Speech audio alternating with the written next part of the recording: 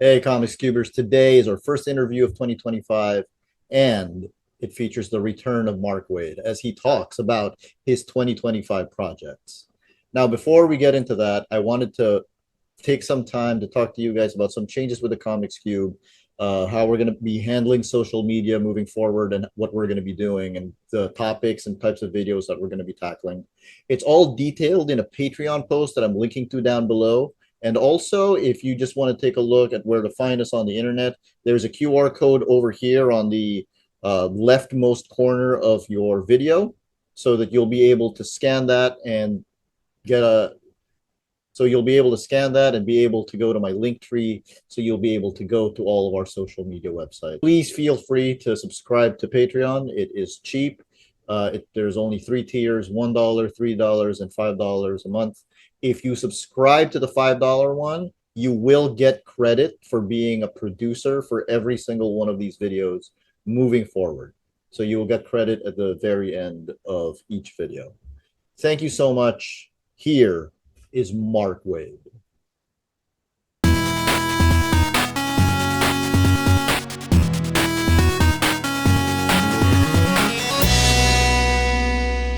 Welcome back to the Comics Cube, everyone. I'm back with Mark Waid, and we are actually talking about your 2025 projects. You're also my first interview of 2025. Oh, look at that. I've got a lot going on. And I wish there were more I could talk about, but I can do some vague hinting. And we can talk about the stuff I've been doing too. You finished 2024 with a bang. Yeah. So let's talk about Absolute Power first. This is an interesting event, Absolute Power was, because I think, was this your first big event in a while? It was, right? In a long time, I think Underworld Unleashed was the last one I was fully in charge of. I mean, I've been a part of almost all the really big ones, but this was the first one I've been in charge of for a long time. Why, like, what happened? Like, why do you think that this was Every the other, gap? every other DC writer ran fleeing. Every other DC ran for the hill. Every DC writer ran for the hills and just said, it's just too big and I can't figure it out. And, we had some pieces. We knew we wanted to pay off the Amanda Waller stuff. We knew we wanted to use it to set up a new Justice League. And that's kind of all we had. And just sitting down with my editor, Paul Kaminsky, we knocked around some ideas and the rest of it sort of fell into place. And everybody at DC was incredibly gracious and giving and generous about participating when they didn't have to. Yeah. Um, Comparing it to Underworld Unleashed, which Yeah. was 1995. Yeah. Wow. Yeah. Uh, so Underworld Unleashed, if you read Underworld Unleashed from front to end, then you get the whole story, and then it Hmm. kind of feels like the tie-ins just kind of add to it. Yeah. Whereas if you read Absolute Power, you do get a whole story, but you also have all of these things like what Wonder Woman and Damian are doing, Right. where it's clearly very important what they're doing, but you're not writing that, and that's not part of the main story of Absolute Power. So, which of these two approaches do you prefer?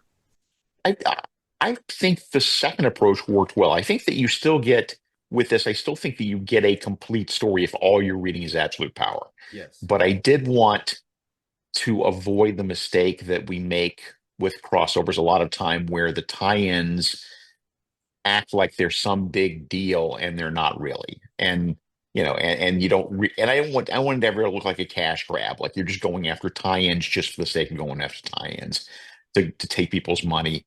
The tricky part, and to me the fun part, and it was same with Underworld Unleashed, but even more so here, is how do you structure an event and structure a story where if all you read is the main through line, you still get a complete story, but you got these side missions that are important and do carry the story forth. But again, you don't have to necessarily read them. They're referred to in the book, the main book. But if you want to get the real depth of it and understand all the details, then you got to go read the crossovers. Comparing both of those events to another big event that you helmed, and Hmm. I'm thinking of Onslaught, Oh, right. Yeah. where you wrote the beginning and the end, and then some tie-ins in the middle. Right. Hmm. Like, how does that approach work for you? That sounds so much fun to me because I like having more control over the story in its entirety. And that is not a control freak thing. It's just a way of making sure that the story hangs together well and makes sense. It's so easy. The more writers you have involved, obviously, the more easy it is to have stuff that isn't jiving or it doesn't click or doesn't fit together. With Absolute Power, I was again Josh Williamson with Superman, Chip Mhm. Zdarsky with Batman, and Tom King with Wonder Woman. They were all very gracious. I said, look, if we're going to have crossovers in this thing, I would like it to be the three main characters in their three main books so that it feels important and doesn't feel like all our tie-ins are just like, uh, Birds of Prey and Shazam. So, like, give it the weight of those. And here's what I need you to accomplish in these three issues. You tell the story you want to tell, but just hit these beats and we'll be okay. And so, like I said, everybody was great about it. Birds of Prey and Shazam are excellent comics going on right Oh yeah, now. not to say that it's Yeah, just and they it's are. the This equity. is It's the equity. It is the okay. If we're tying in Superman, Batman, and Wonder Woman in their main titles, that means that this is a big deal. Right. You again, comparing it to Underworld Unleashed, you Mhm. have this ability to bring forth the secondary characters to the forefront. So with Underworld Unleashed, everybody thought Neron was going for Superman. Turned out he was going for Captain Marvel. And then in Absolute Power, you what I'm thinking of very specifically is this one big scene where everyone's arguing about who the leader is going to be, and like obviously it's Nightwing. Obviously, it's Nightwing. Did that come organically? But because the other thing I'm thinking of is that Nightwing has had a critically acclaimed title for the last Mhm. 4 years. Right. So was he top of mind? Did it come organically? Was it an editorial edict? But it was organic. I've always said that about Dick. That's the one thing he was able to do that Batman was never successfully able to do, which was lead a team. Mm-hmm. And my view on Dick Grayson is that he is the most loved character within the DC universe. I think that he's the one character that every other superhero in the DC universe has ultimate respect for. I mean, they respect Superman, they respect Batman, they respect more, but somebody who actually was taught by Batman and didn't turn out to be an asshole, that's the guy we want back, right? That's Boy, what a life that kid had, to be brought up by Batman and still be a well-adjusted human being. We like that kid. It's So brought up by that's Batman, and Superman is basically his uncle. right. So the Yeah. idea that, he's made so much of himself and was able to do so much, given his own background and given how easy it would have been for him to just be a second banana the whole rest of his life. I think that's really earned him a lot of goodwill in the DC community. You've of course been writing Dick Grayson in World's Finest, Batman and Yeah, Superman. What's the difference between writing him as Robin versus him as Nightwing? it's a little different. Nightwing is not as he has a good sense of humor, but he's not as jokey as I find Dick Grayson to be. That part of that is just a function of the way they function in the scripts. Like if I were, the reason it works for World's Finest is because Dick is the one with a sense of humor. You can't really have Superman and Batman doing a whole lot of wisecracking during their adventures. So Dick is the sense of levity that I need to tell a story with some balance. With Nightwing, I mean, he's still lighthearted. He still has a good sense of humor, and he will quip every once in a while. But he also has a greater sense of responsibility and a greater sense of the gravitas put upon him that he can't. He has no one to defer to. Yeah. Like when he's in a room, unless Superman and Batman or Wonder Woman are standing right behind him, like he's the one everybody's looking at. I am surprised that you didn't put in more characters other than Big Barda who were dissenting of the fact that Dick Grayson Yeah, was the natural leader. Um, I would that was have just function of space. That's at 120 pages, start to finish. gotcha. There's so many other things that ended up on the cutting room floor like that, but that at least Big Barda made the most sense to me. Big Barda has been in war. Dick Grayson is not. Right. And she does make the most sense because Yeah. she would think she would know. Yeah, she would know better. What about characters such as Dreamer, John Kent, and most surprisingly to me, Airwave? Airwave. Let's talk about the first two first. So Dreamer and John Kent being such a huge part of the story was a real surprise to me because that really wasn't the plan going in. But as I was building the story, uh, Dreamer and her relationship with Amanda gave me a real personal edge, gave me somebody with an actual axe to grind, a specific emotional family axe to grind with Amanda that most of the other heroes don't have. Yeah. And with John, he wasn't really going to be a huge part of the story. It was only when we got finished with issue one and the cliffhanger was, hey, we got your powers and there's no way home. There's no way to fix this. You're doomed. My editor and I both felt like it was missing something, like there was some punch for the end of issue one that just wasn't there. It needed a little something extra. And that's when I came up with this idea of you pull back and you realize that John has been borged out by the Brainiac Queen. And at that point, he suddenly became a major player in the story. It's and that brings me to my next question, which Yeah. is Airwave. Of Hair. I just love that character. I love the costume. I love the Kiro. I don't know why. I just everybody has characters like that, right? Everybody has Right. their characters that they have an attachment to that nobody else has an attachment to. But that for Airwave, I loved him when I read his adventures from the 1940s. I loved it when he was in the 1970s and he was introduced as Hal Jordan's cousin, who also was named Hal Jordan back then. Yeah. Um, and he'd kind of been around the DC universe. He'd been transformed a few times to, characters with different names that weren't, you know, edgier and grimmer and grittier. We haven't seen him in a long time. And then when Jeff Johns brought him back in his Stargirl, the Lost Children miniseries, where a bunch of sidekicks from the past who had been lost to time emerged in the present day, Airwave was one of them. I have no idea why Airwave would have been there, but I haven't had a chance to ask Jeff. But there he is.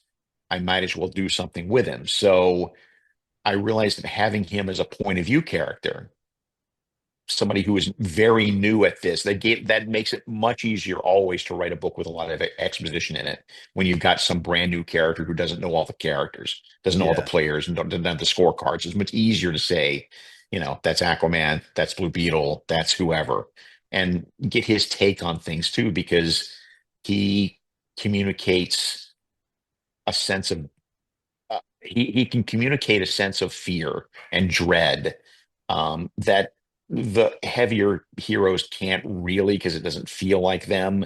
But Airwave can act scared. I mean, he's new at this. He's a kid, so that gives me that too.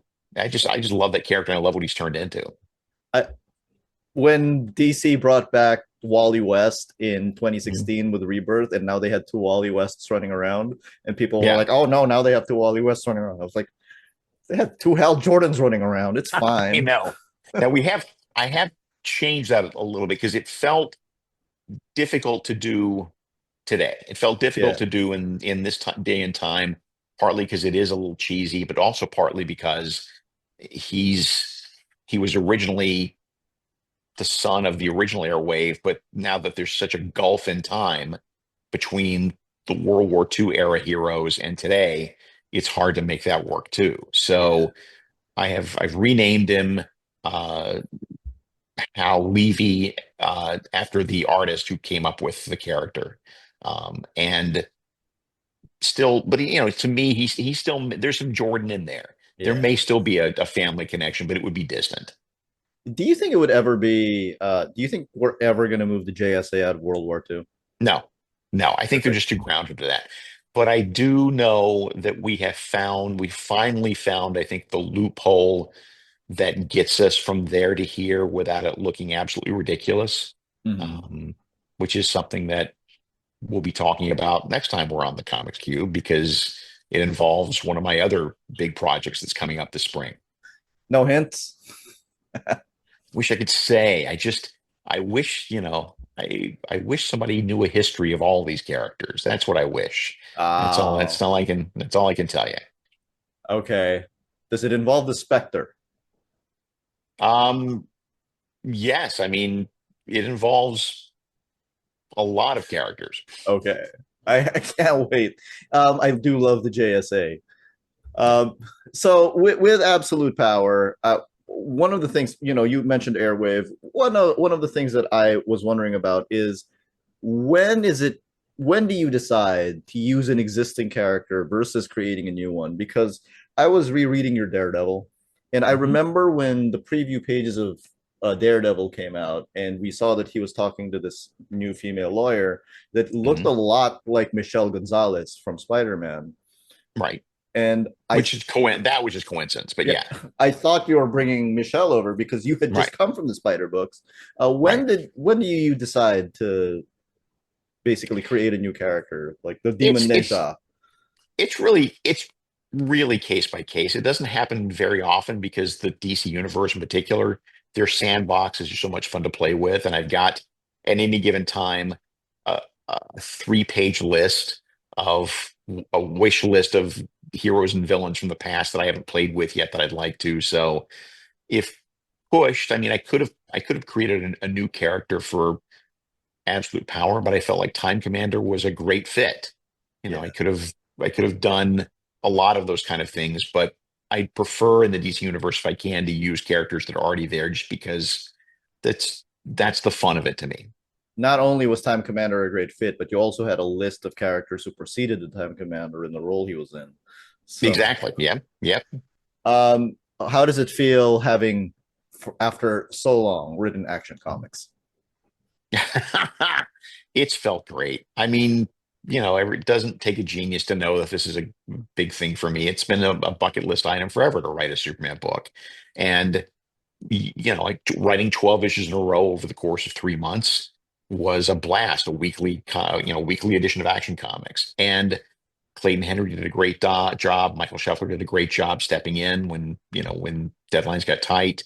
And I'm really happy with what we came up with. I'm really happy with the way the story came together. You focused on Mon-El and the Phantom Zone in your Yeah. Action Comics run, and I'm interested in seeing as well your take on the Phantom Zone in Superman: The Last Days of Lex Luthor, which will be re-releasing very soon. Um, Yes. how Thank do you God. Yes.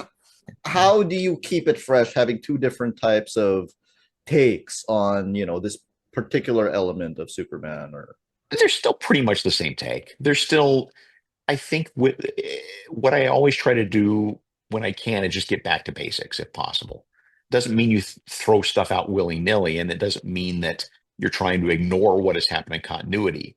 But when you come to something like the Phantom Zone, it it has become a hellhole. It has become the kind of hell bent dimension full of rocks and monsters and flying things that it it's not about phantoms anymore, right? Whereas the name doesn't even apply anymore.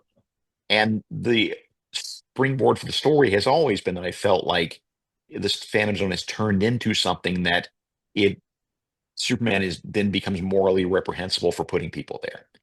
It's one thing if it's a prison where you're in a phantom state. That's not a great place to put people either, frankly. It can be a pretty torturous place. But once you start making it actively dangerous, and that's where Superman's sending people, that's just wrong. He wouldn't want that. So the whole précis of the story then is that Superman comes to find out that it is far more dangerous in there than he was led to believe or had believed. Something has happened to the zone to make it more dangerous. So he has to go in and fix it and try to find some way to take the prisoners out of danger, but at the same time leave it a prison. yeah, is it challenging to write a character, a story for a character like Mon-El in the 21st century, knowing full well that he's just going to end up in the Phantom Zone at the end of it? Nah, because that's the way it was always with me. When I was reading comics growing up, that was always the status quo. He was trapped in the 20th century Phantom Zone, and we knew he wouldn't come out until the 30th century where the Legion of Superheroes existed. So to me, it's fun. It's the tragedy of Superman can do anything almost, but there are certain things he can't do, and he can't save his friend's life.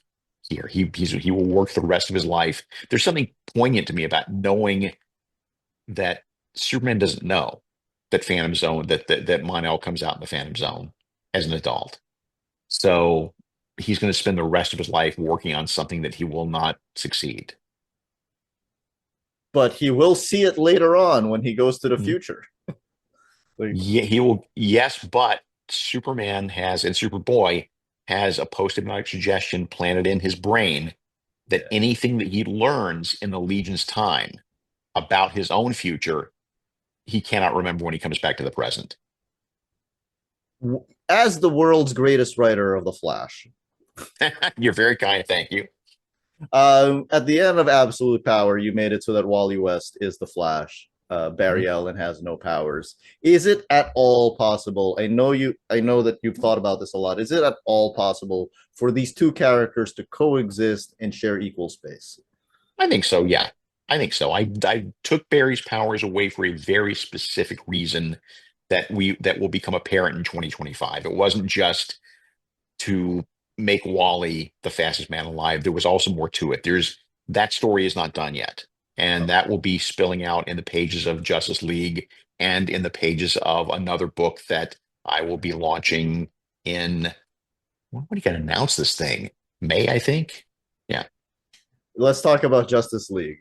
yeah, It's been 20 years since the Justice League Unlimited was a critically acclaimed cartoon, yeah, and then finally you pitched Justice League Unlimited in much the same. It's much the same concept. yeah. Like sometimes some ideas are very obvious, right? Like, Right. can you talk about the pitch that went into this? Yeah, it was. I mean, I want to say that it was editor Paul Kaminsky's basic idea because it was, but it, he when we started talking about it, it took off because what it really is an opportunity. We were looking for a way for me to do the world's finest setup in present day DC universe, right? Because the conceit of world's finest is because it's set in a continuity of about 5, 6 years ago, I can use whatever I want to use and not worry about continuity at the time. I can use whoever I want to use. That means I can have guest stars galore pouring through the book. And it also means that I can show you a different side of characters that you're not used to seeing when you see them pop up in World's Finest. So how do we do that in the modern day DC universe? Uh, a world's finest book set in the here and now wouldn't quite be it because then you're beholden to continuity. But if you do Justice League Unlimited, then you've got every superhero in the DC universe to play with. So there's always going to be characters that you can do what you want to with. And it also gives you a completely deep bench of any of the B and C and D list characters that you want to bring to the fore, whether it's Dr. Occult or Tefe Holland or whoever. And a world's finest book in the present day DC doesn't really make sense because what these two guys are just hanging out without Without all these other heroes around. Yeah, yeah, yeah. knowing full well that there's a Justice League and they're a part of a team. Right, Right. right. And it's looking like it's a great book. And Thank you. Dan Mora, Oh, it's the best. Just the best. Yeah. I mean, I'm working with some of the best artists in comics, and Dan is phenomenal. phenomenal. Like he has Yeah. this beautiful line work that kind of Mhm. evokes classic comics and is Right. at the same time completely new. Yeah. He has the gift of taking any of these characters that have been around for 10, 20, 40, 50 years and without changing them, making them look modern and relevant and vital. And I don't know how you replicate that. It's a He's a miracle that way. Right. I think some artists, and I'll just toss out a couple names, Jack Kirby and Yeah. Steve Ditko. I think Yeah. Jack Kirby, like, I do think his style is replicable. I think we've seen some artists do it. You can't Mhm. ever actually get that particular power, but you can Right. kind of get like maybe 80% there, or maybe 70% there. Somebody like Steve Ditko, you just can't replicate. Right. And I think Dan Mora falls into the latter camp. I do too. I don't think that, you know, I think for all of Dan's genius and all of Dan's talent, I don't think he is.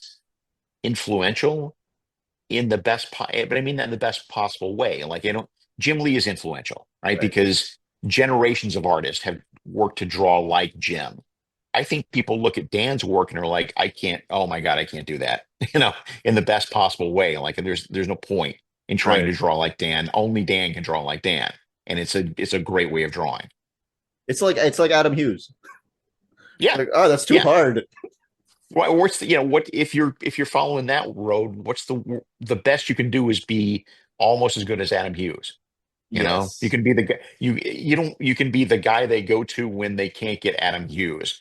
You don't want to be the guy they go to when they can't get Dan Mora. You want to be an artist in and of your own right. Right. And so with Justice League Unlimited, like, how are you balancing all of these characters, and how are you Mhm. balancing the fact that there are so many books that are tying into the Justice League book? That is a challenge. That is making me have to read scripts in advance way more than I have in a long time. But everybody from Alex Segura on The Question to Chris Cantwell on Challengers to Jeremy on Aquaman to Ramvi on The New Gods to everything that ties into John Ridley on the Atom Project. Everybody is gleefully tying in. Everybody is being flexible when they need to be flexible. They have been very generous in making sure that their book ties into ours without, and we've been good about not mandating things. It's been organic. There's a lot of communication open all the time, which is not the usual case in something like this, but we're all making an effort to be a family about this. We're all making an effort to talk, to circulate ideas, to circulate scripts, and make sure that we know what page everybody else is on. So that makes that part easy. The coordination of the characters, the coordination of the heroes is more challenging, as you can imagine, partly because you have to have menaces that are big enough for the Justice League to take a swing at. But what I do is I've got three lists that I keep open on my computer all the time I'm writing Justice League. I have the list of the A level guys, um, or people. I should stop saying guys. The A list characters. Your Uh, Desperados, your No, I mean like heroes. So oh, okay, you got your, the ones that basically on the cover of issue 1, right? yeah, From Superman, Batman, Wonder Woman, Black Lightning, Flash, Atom, Green Lantern, or Star Sapphire, whoever, somebody in that camp. So that's list A. List B is the B list characters that are still heavy hitters. Firestorm, Shazam. I can't believe I just, of all people, just called him Shazam. The captain is what I meant to say.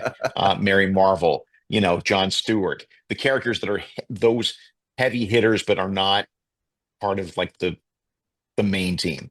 And then your C level characters, your Doctor Occults, your Robbie Reed Dial H for Heroes, your Xanthis from Spirit World, your yeah. whoever that the characters that most people don't know that I can bring in and show you some side of that maybe you haven't seen before. After Absolute Power, in which of those tiers does Nightwing fall? Oh, Nightwing's definitely in the not quite. I mean, he's certainly an A level character, but I don't think of him as main A level Justice League villain because he's Yes, got his own team. That's the thing. If he didn't have his own team, yes, he'd be in every issue of Justice League, but he's got his own team.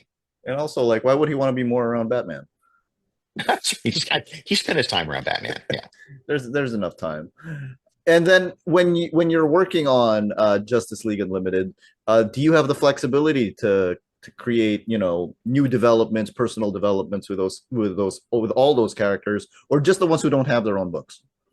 Because this Um, isn't your first time writing Justice League. right. And the answer to that would be the same as my last time writing Justice League, which is that yes, if they're endemic to just the Justice League book, then I have, whether it's Airwave or somebody like that, then that's a character under my control. What I don't have control over the characters who already have their own books or own series somewhere. But what I do have control over is their relationships. Like I have control over the relationship between Wonder Woman and Aquaman. I have control, between the relationship between Batman and Plastic Man or whatever. Those are and that's the fun part of it to me anyway. I'm not, if anything big is ever going to happen to Superman, it's going to happen to him in his own book. It's not going to happen to him in Justice League. But you but if Superman meets someone for the first time or has some sort of conflict with somebody for the first time, it can certainly happen in Justice League. Do you have a particular character dynamic that you like writing that took you by surprise? I got to get back to Martian Manhunter and Doctor Occult sooner than later because I found that they had a lot more in common than I thought, and I realized that there's a backstory there that I can tap into. Um, but and there's just I want to get back to Black Canary, rather Black Lightning and Star Sapphire too, because again, she's good at this, but she's fairly new comparatively speaking. And Black Lightning is a teacher, so that's his role in the field. And because somebody like the question has her own book, uh, Hmm. does it mean that and what she's doing is super behind the scenes of Justice League Right. Unlimited? Does that mean that it's easier if you just kind of stay away from from writing the question a bit?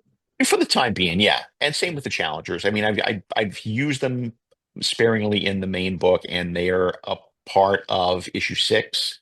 Um, but it's just easier for everybody involved if okay, well, they're over there for the time being. And if I need them to tie in, if I specifically need, that's easy to do, and I've got permission to do that. But for everybody's sake, yeah, if Renee's having a side mission over there for the next 6 months, it's probably best just to let that character be over there. Just have Alex have his way. Yeah, it's Alex Yeah. Segura, who's doing a great job. Yeah, Yes, Alex is great. And of course, can I just say, Challengers of the Unknown in 2025, what a world we live in. that of all the books that launched out of this All-In initiative and the whole Justice League relaunch and stuff, that is my favorite. I think that that book is phenomenal. It kills me that it's a limited series. I would buy that book forever, and I love what Chris Cantwell's doing. I really do. It is great. I do Yeah, love the Challengers. Um, yeah. when you wrote the challenge, when you put in the Challengers and Brave and the Bold, and I Hmm. knew they were coming, I was pumping my fist. I was like, Yeah. yes, it's the Challengers. I love those characters. Chris Cantwell loves those characters, and I mean, I'm so impressed with his writing that when it came time to do this year's World's Finest Annual, which comes up in June, I want to say, Yeah, uh, that I asked him to write the lead story so that he could help me with the giant crossover that we're doing, which I'm sure we'll talk about in a second, the We Are Yesterday we are crossover. yesterday. That was my next question. So not Yeah, only did I get him, not only did Paul Kaminsky and I ask him to write that chapter, and he did a great job, but then I actually asked him to co-plot one of the let me rephrase that. He did a great job with the annual. And then I realized as I was putting the rest of the crossover together that he was covering things that I felt like I needed to cover quicker in my book, in the main JLU book. And so could he adapt his story to get some other stuff in there rather than that? So basically what I'm saying is I just stole his plot. I stole his plot for issue 6. And he had to replot the annual, but I stole his original annual plot, gave him co-plotting credit, gave him the money, and so he's officially the co-plotter of JLU 6 because the stuff he was doing in the annual was so good, it helped me a lot to put it in JLU 6.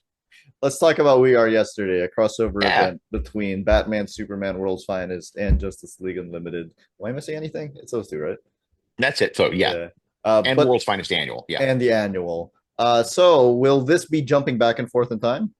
yes, yeah. The originally it really was smaller. Originally, the idea was just okay, we have 2 issues of Justice League where Dan is off, and we have 2 issues of World's Finest where Adrian is off, and they're the same months.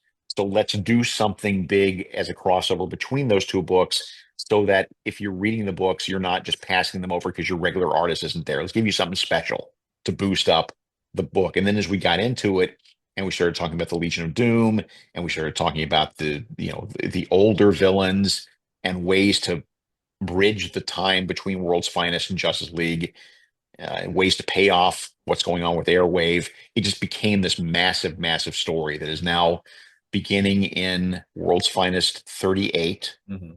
then Justice League 6, then World's Finest 39, then World's Finest Annual Annual. number 2, and then Justice League, yeah, 7. Just League 7, World's Finest 39, and then the big finale where Dan is back for the big finale in Justice League 8. And it sprawls. across both timelines. Some of the stuff is happening in the world's finest timeline. Some of it's happening in the here and now. There is a really good chance that most of your favorite superheroes will be flung throughout space and time to meet other DC heroes in the DC universe that wouldn't necessarily be a part of Justice League Unlimited. I told somebody at San Diego last year there was no way Jonah Hex could ever be in the Justice League, but I think I found a way. So that's the big Amazing. finale. That's the way we're building to a finale is we can cut across. We've built a mechanism for this one story where we have access to not just every superhero on Earth, but every superhero on Earth throughout all time, Oh, I miss making George it Barris. truly Justice Unlimited. Yes, making it truly Justice League Unlimited. And luckily, Dan has that gene. Dan has Yeah, that sort of I want to be able to draw everybody gene. that's amazing. I'm so glad he Yeah, has it because yeah, he does a great rendition of literally everyone. I agree. Agreed. I'm so excited to see that. Let's Yeah, close this off with a summer of Superman. yeah. So you're That writing the special right, writing well, co-writing co-writing. with Dan Slott and Josh Williamson, where it's the three chapters. I'll do the first one. Slott does the second one. Josh does the third chapter. Um, and I'm really we haven't seen any preview artwork or anything. I don't think we have. We've seen So the solicit, right. I and don't know. I don't know that we've given away the big secret yet, though, or not. So I know Lana um, Lang and Steele are getting married.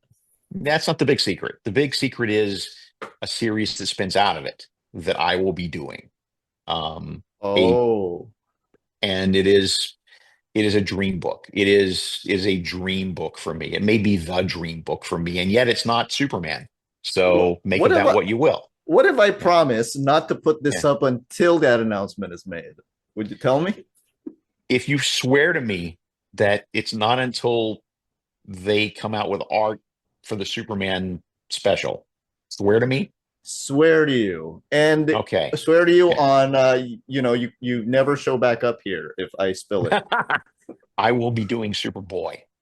I will be doing the adventures of Clark Kent as a kid in Smallville in the costume with a dog. Yep, that's the dream book. Really, that's the dream book. That's That's been the amazing. dream book because it gets me, it gives me a chance to do the classic Superman elements that I love, Secret Identity, all that kind of stuff, and Ma and Pa, and do a run on Superboy that is a different take than what we've seen before, but still is very much Superman and very much my love of Superman and Superboy. So that's the thing. So that it will be launching out of the Superman special So Superboy, Superman as a young boy is back in Smallville. Yep. in Smallville. In continuity. Yep. Because I know That's a Jeff wrote him as Superboy in the Legion. right. Um, And in the Superman Secret Origin, I think he also yeah. had him. So, but we still haven't touched upon that very much. And so we had a lot of back and forth conversation in the Superman office about whether or not this is a good idea. And Josh and I both felt no, there's room for Superboy in the DC universe without shortchanging Superman in any way. So yeah, this is a dream. Oh, and was is it? I'm always curious about this. I'm always curious about how Mhm. multimedia adaptations factor into decisions Yeah. into decisions in the comics. Was crypto being in the trailer a factor? No, it really No, wasn't. It's just if you're gonna do Superboy, come on. He needs his dog. of course he does. Yeah. I'm very curious about that because I think I have asked you before that the role of Lana Lang. hmm I think post crisis has was amazing. I love the Triangle era and everything, with the one exception of this one character, Lana Lang, Right. who I think because after Crisis, John Byrne kind of made her kind of a little bit of a crazy stalker. Yeah. Uh, That we're not doing that. Yeah. so is this also gonna place her more front and center, kind of Yes. fix her Yeah. character a bit? Absolutely. Yes. We have a very strong take on who Lana is in Smallville and what her future will be. Yeah. How do you differentiate her from Lois Lane, from being just a young version of Lois Lane? I mean, there's some commonality there, but it's it's less about she's not really Superboy's girlfriend the way that Lois was Superman's girlfriend. Mhm. She's more just Clark's best pal, and so it's a different relationship there. And whether or not she knows or whether or not she finds out the secret is something that you'll just have to read to find out. Looking forward to everything that you're doing this year, including Superboy, including Right? the Summer of Superman. I am also really looking forward to the return of Superman: The Last Days of Lex Luthor because I really like that Me first too. issue. It's official. I mean, it's the third one's in production now. Second one's already gone to press. We're good. This time it's going to come out for sure. It's only 3 issues, right? Right. And I love that it's oversized. Yeah, it's beautiful looking. And it's going to look really great collected as well. It already looks Yeah, great as a single issue. I love those but black it's going to label look books. great collected. I agree. Yeah. Yeah. Thank you so Okay. much, Mark. This was My pleasure. amazing. I appreciate you coming back on. Thank you for being on the Comics Cube. Anytime.